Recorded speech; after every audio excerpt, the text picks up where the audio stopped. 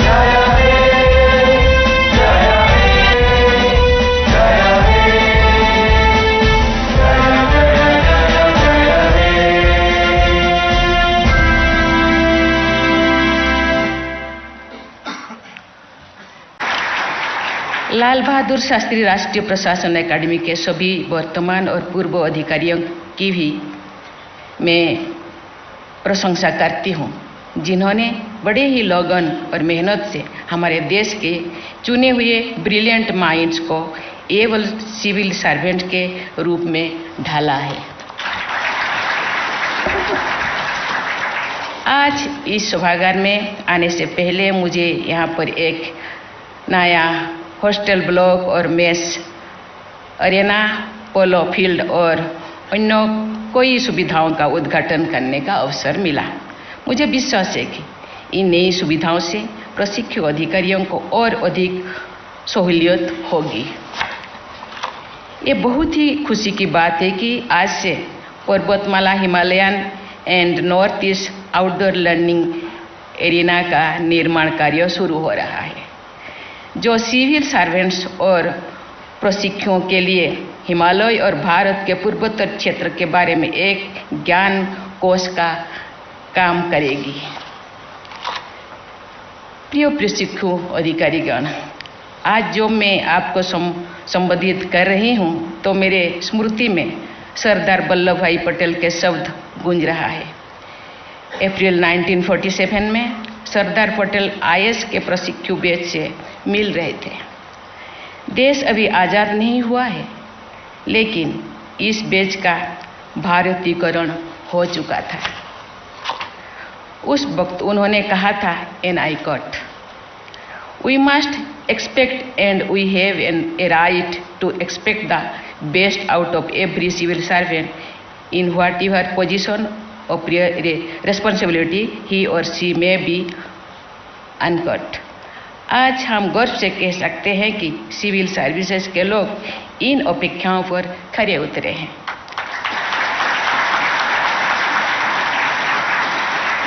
आप लोग मेधावी भी हैं और मेहनती भी। आप सब किसी भी आकर्षण को करियर में जा सकते थे, पर अपने सिविल सर्विसेज के माध्यम से देश सेवा का आप लोग मार्ग चुना। आप देश के भिन्न भिन्न प्रांतों से आए हैं। आज आपसे मिलकर मुझे भारत की विविधता में एकता का प्रत्यक्ष अनुभव हो रहा है। आपके फाउंडेशन कोर्स का मूल मंत्र है, मैं नहीं हम। मुझे पूरा विश्वास है कि आप सामूहिक भावना से देश को आगे बढ़ाने की जिम्मेदारी निभाएंगे।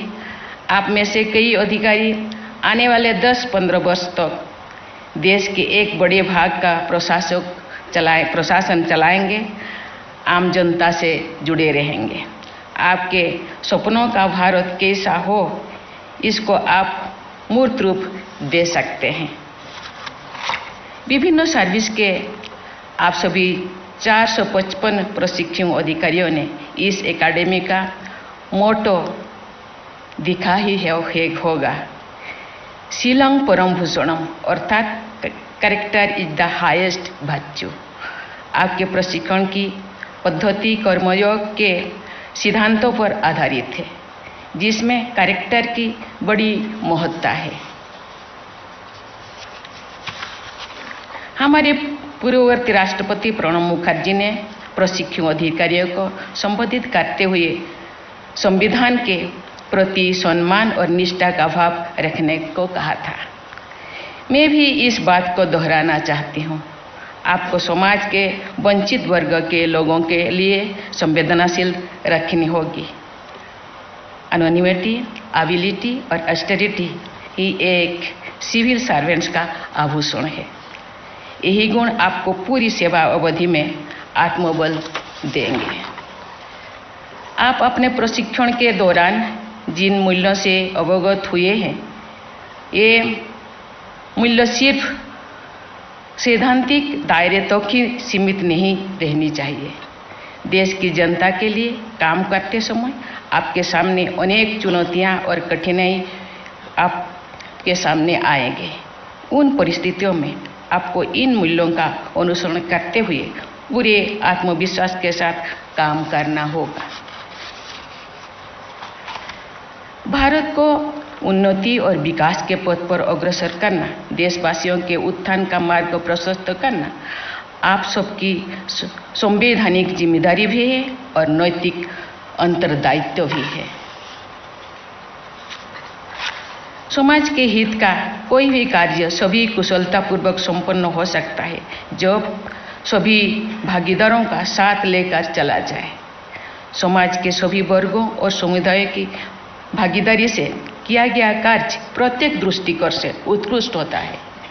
इसलिए मेरा ये मानना है कि जब आप समाज के उपेक्षित और वंचित वर्ग के लोगों के ध्यान में रखते हुए अपने निर्णय लेंगे तो आप अपने लक्ष्यों को प्राप्त करने में अवश्य सफल होंगे। मुझे बताया गया है कि आप लोगों ने अपने प्रशिक्षण के दौरान, आप मुझे आते हुए बता रहे थे, आज की आज़ादी के अंत्योदय तक अभियान के तहत पूरे देश में 75 गांव में आप समय बिताए। साथ ही आपने उन गांव में अमृत सरोवर का भी निर्माण किया है। ये सभी गांव ऐसे स्वतंत्रता सेनानियों के गांव हैं जिन्होंने किसी नाम और ख्याति की इच्छा किए बिना देश की आज़ादी के लिए लड़ाई लड़ी थी। आपको उन महान आत्माओं से प्रेरणा लेते हुए एक आम आदमी बनकर देश की सेवा करनी है। अपने गांव में प्रवास के दौरान सरकारी योजनाओं के क्रियान्वयन की प्रक्रिया को नज़दीक से देखा। वहाँ के लोगों की बुनियादी ज़रूरतों, उनकी समस्याओं, उनकी आशाओं, आकांक्षाओं को जानने समझने का मौका भी आप सबको मिला। मुझे विश्वास है कि आप इस व्यापक अनुभव को केवल प्रशिक्षण तक ही सीमित नहीं रखेंगे, बल्कि सरकारी योजनाओं का लक्ष्य प्रत्येक जरूरतमंद व्यक्ति तक पहुँचे, ये सुनिश्चित करने का दायित्व आप सदैव निभाएंगे। आज जनता जागरूक है और गुड गवर्नेंस समय की मांग है। गुड गवर्नेंस का अभाव हमारी अनेक सामाजिक और आर्थिक समस्याओं की जड़ है। लोगों की समस्याओं को समझने के लिए आम लोगों से जुड़ना जरूरी है। लोगों से जुड़ने से के लिए आपको विनम्र बनना होगा। सभी आप अनेक उनके साथ संवाद स्थापित कर सकेंगे, उनकी ज़रूरतों को समझ सकेंगे और उनकी भलाई के लिए काम कर सकेंगे। मुझे ये देखकर हर्षित हो रही है कि प्रशिक्षु अधिकारियों की इस बैच में 133 बेटियां हैं।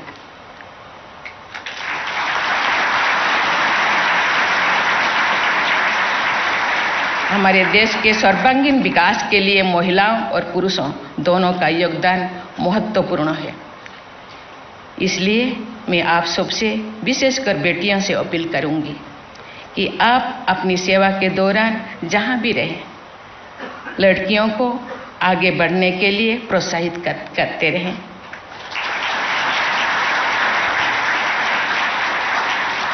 जो हमारी बेटियां विभिन्न क्षेत्रों में आगे आएंगे तो हमारा देश और समाज सशक्त बनेगा। प्रिय प्रशिक्षु अधिकारीगण, मैं आज आपसे वर्तमान समय के एक ज्वलंत मुद्दे पर बात करना चाहूँगी। आप सब जानते हैं कि पूरी दुनिया ग्लोबल वार्मिंग और क्लाइमेट चेंज की समस्याओं से जूझ रही है। इस समस्या के समाधान के लिए तत्काल प्रभावी कदम उठाने की जरूरत है। आप सब से मेरी अपील है कि भारत सरकार पर्यावरण सुरक्षा से जुड़ी जो भी कदम उठा रही है उसके पूरी तरह से लागू करें, जिससे हमारे आने वाले कल सुरक्षित हो सके। मुझे विश्वास है कि जहां प्रशिक्षण के दौरान आप लोगों ने एकेडमिक गीत की भावनाओं को पूरी तरह से आत्मसात कर लिया होगा और ये गीत आपके लिए निरंतर प्रेरणा का शर्त बना रहेगा। मेरा मानना है कि आप रहो धर्म में धीर, रहो कर्म में वीर, रखो उन्नत सिर, डरो ना की भावना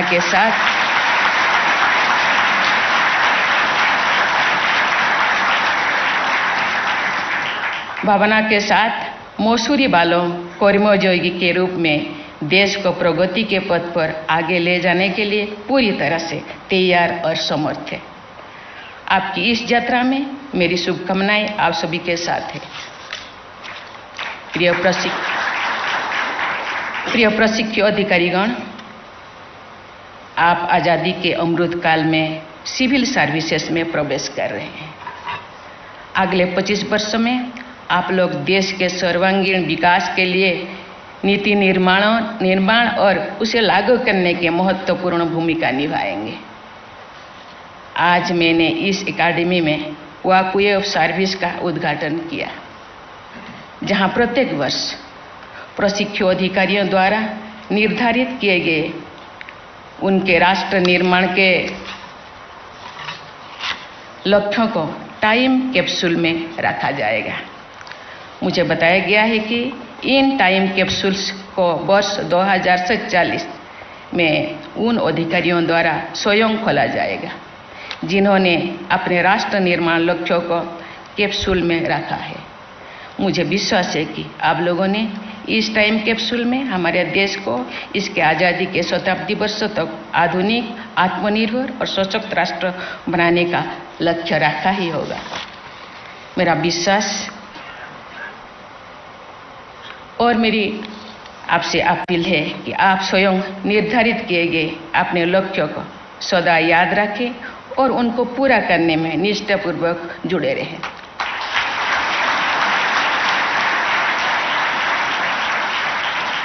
ताकि जब आप वर्ष 247 में टाइम कैप्सूल को खोलें, 2047 में टाइम कैप्सूल खोले तो आपको अपने लक्ष्यों को पूरा करने का गर्व हो और संतुष्ट भी। आज मुझे पता नहीं मेरे आने से आप कितने खुश हो, लेकिन मैं ज़्यादा खुश हूँ।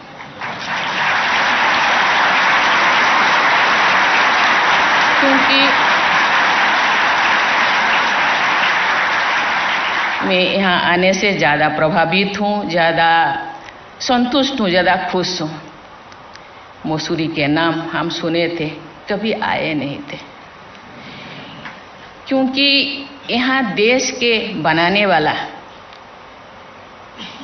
इंजीनियरिंग को यहाँ प्रशिक्षण दिया जाता है।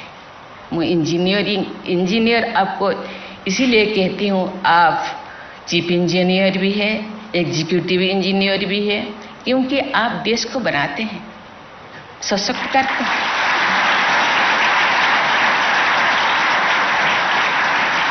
मैं खुश हूँ कि आप गांव-गांव गए, गांव के लोगों की खूबियाँ, उनकी कमियाँ क्या है, और उनके अंदर जो भावना है उनके साथ आप बातचीत किए, आप महसूस किए गांव के परिवेश, गांव के पर्यावरण, गांव के लोग कितने मासूम, देश के प्रति, समाज के प्रति कितने समर्पित अपने अनुभव किए। मुझे लगता है ये जो अनुभूति आगे जाकर आप जो देश के कोई चीफ सेक्रेटरी बनेंगे, कोई क्या ऑफिसर बनेंगे, देश को आगे लेने के लिए बहुत सारे स्कीमें बनाएंगे, बहुत सारे प्रोजेक्ट्स बनाएंगे। मुझे लगता है वो काम में आएगा। आज मैं खुश हूँ कि केवल आपको एक किताब के अंदर सीमित नहीं किया गया। मैं डायरेक्टर महोदय को धन्यवाद देना चाहती हूँ कि भारत के धरोहर केवल मानव विकास में नहीं है, मानव विकास से जुड़ी बहुत सारी चीजें हैं। पहाड़, पर्वत, पेड़े, पौधे, पशु पक्षी, खेल कूद, नाच, संगीत, कितने चीजें हैं। संस्कृति, परंपरा, ये सब चीजें हम देश को बनाएंगे तो ये सब चीज़ों के प्रति हम ध्यान नहीं देंगे तो देश का ये विकास अधूरा रह जाएगा। इसीलिए इसके प्रति ध्यान देने के लिए स्वास्थ्य, क्योंकि आप ही स्वस्थ नहीं होंगे तो देश को कैसे स्वस्थ बनाएंगे। इसीलिए आपको फिटनेस का, योग का भी प्रशिक्षण दिया गया है। आपको जो बहुत सारे मंत्र सिखा गया है उसी को मुझे लगता है जीवन का ये मूल मंत्र बनाएंगे और अपने जीवन में, अपने कार्य क्षेत्रों में उसका आपका ध्येय होगा। मुझे लगता है इसी तरह के प्रशिक्षण दिया जाएगा तो देश का भविष्य, जो भारत के प्रधानमंत्री जो सपने देखते हैं 2047 में ये एक महान देश, महान राष्ट्र की सबसे ऊपर राष्ट्र, सबसे बड़ा राष्ट्र बने, मुझे लगता है जरूर बने। इसी के साथ ही आप लोगों को बहुत बहुत धन्यवाद देना चाहती हूँ। धन्यवाद। जय हिंद, जय भारत। धन्यवाद माननीय राष्ट्रपति महोदया।